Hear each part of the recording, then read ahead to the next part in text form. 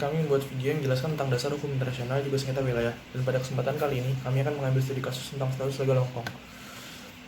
Yang pertama, hukum internasional terdiri dari aturan dan prinsip penerapan umum yang berhubungan dengan perilaku negara dan organisasi internasional dalam hubungan internasional satu sama lain dan individu pribadi. Regulasi adalah karakteristik umum yang penting dari semua hukum. Hukum bersifat perspektif dan memerintahkan bagaimana semua orang harus bertindak dalam hubungan mereka dengan orang lain. Ini juga memungkinkan kita untuk memprediksi bagaimana para pelaku dan dapat berperilaku terhadap kita. Fungsi hukum internasional yang pertama adalah untuk mengatur hubungan antar perorangan. Yang terakhir adalah untuk mengatur hubungan antara perorangan dan badan hukum yang kebetulan berada di lebih dari satu negara, seperti hubungan antara perusahaan di dua negara yang berbeda. Dalam kasus seperti itu, pengadilan harus memutuskan hukum negara yang mana diterapkan. Karena alasan inilah hukum internasional, kadang-kadang juga disebut hukum publik internasional. Terus, sengketa internasional atau teritorial ada perselisihan tentang hak-hak dua atau lebih negara sehubungan dengan kontrol atas bidang tanah tertentu. Perselisihan internasional merupakan akarnya dalam sejumlah masalah termasuk sumber daya alam, demografis etnis, atau agama, dan bahkan perjanjian yang ambigu. Ketika dibiarkan tidak terkendali, perselisihan internasional telah menyebabkan tindakan kriminal, terorisme, perang, dan bahkan genosida, semuanya untuk menegaskan kembali hak atas wilayah. Yang selanjutnya adalah landasan kontinen dalam hukum internasional. Setelah kita mengetahui apa itu hukum internasional, selanjutnya yang akan kita bahas adalah tentang landasan kontinen dan hukum internasional. Di mana dalam hukum internasional dalam landasan, yaitu yang pertama adalah Artikel 38 of the Statute of the International Court of Justice recognize the source of international law, 2 custom, 3 praktis, 4 opini juris, 5 treaties, dan 6 decision judicial. Halo teman-teman, saya Alita dari Katriono. Saya melanjutkan penjelasan dari Farel yang telah dijelaskan di bagian pertama tadi, yaitu bagian kedua mengenai awal kasusnya tentang permasalahan Hong Kong. Hong Kong pertama kali berada di bawah kekuasaan Tiongkok selama dinasti Qin pada abad ketiga sebelum Masehi dan tetap menjadi bagian dari Kekaisaran Cina selama hampir 2 abad. Namun antara tahun 1842 hingga 1898, kerajaan Inggris secara bertahap menguasai wilayah utama yang membentuk Hong Kong sekarang. Terdapat 3 wilayah, yaitu Pulau Hong Kong, Semenanjung Kowloon, dan wilayah baru.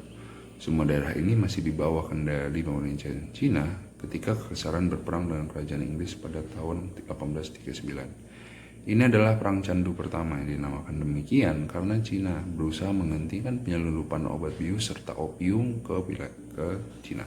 Situasi saat ini di Hong Kong membuat kalangan tertentu gelisah karena kehadirannya PLA di Hong Kong. Artikel 14 of the Garrison Law memungkinkan pemerintah daerah untuk meminta garrison untuk campur tangan dalam pemerintahan ketertiban umum dan dalam bantuan bencana. Pemerintah telah menekankan penggunaan hanya pada upaya terakhir. Cina mewakili Hong Kong di PBB dan di kedutaan besar di seluruh dunia. Semua berawal pada tahun 1842 ketika China menyerahkan Pulau Hong Kong pada Inggris setelah Perang Opium pertama. Hong Kong juga sempat diduduki oleh Jepang pada saat Perang Dunia Kedua, dan setelah Jepang keluar, Hong Kong berkembang menjadi salah satu kekuatan ekonomi besar di kawasan tersebut, terutama di kawasan Asia Timur di bidang teknologi. Akhirnya pada 97 Hong Kong diserahkan ke Cina setelah 150 di bawah kendali Inggris. Sekian dari saya, selanjutnya akan dijelaskan oleh Reginald. Terima kasih. Section 3, mekanisme bagaimana penyelesaian kasus tersebut, analisa dan hasil keputusan. Setelah Hong Kong kembali ke tangan Cina, kedua negara membuat Basic Law, yang dimana berisi perjanjian antara kedua negara selama 50 tahun, yaitu hingga 2047. Di sini Basic Law melindungi hak-hak masyarakat Hong Kong seperti kebebasan berkumpul dan berbicara yang dimana tidak ada di Cina, dan juga Hong Kong menetapkan struktur pemerintahan untuk wilayah tersebut. Hong Kong sendiri dikepalai oleh kepala eksekutif dengan dukungan dari badan penasihat formal atau dewan eksekutif. Kepala eksekutif ini yang bertanggung jawab untuk menerapkan undang-undang dasar, menandatangani dan membuat anggaran hingga mengeluarkan perintah eksekutif. Namun kepala eksekutif harus ditunjuk secara resmi oleh pemerintah Cina lewat komite pemilihan. Sebenarnya Basic Law memiliki tujuan agar kepala eksekutif dipilih oleh hak pilih universal setelah dicalonkan oleh komite pencalonan.